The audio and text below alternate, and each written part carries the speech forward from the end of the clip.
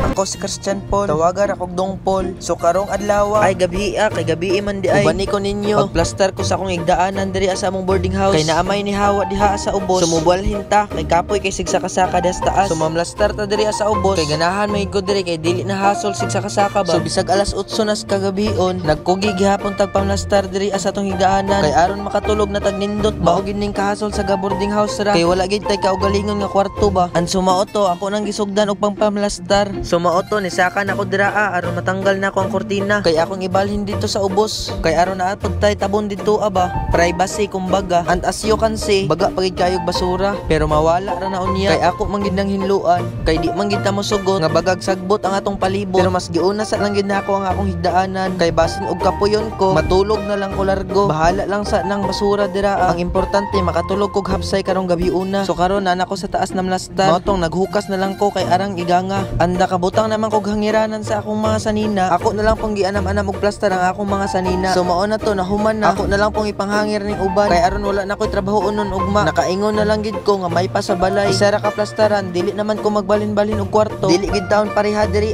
So human naman ko nya wala pa ko gikapoy. Ako na lang sab ning gipamunit ning basura nga nagkatag diri sa ubos. Kay aron isa ra ang trabaho unon ba. Eskwela na lang dayon ang huna-hunaon ugma. And then human na magpamunit ang mga basura. Nigawas na dayon ko kay akong gilabay sa basurahan. And then pag human ato nibalik ko sa kwarto kay matulog na ko. Bye-bye.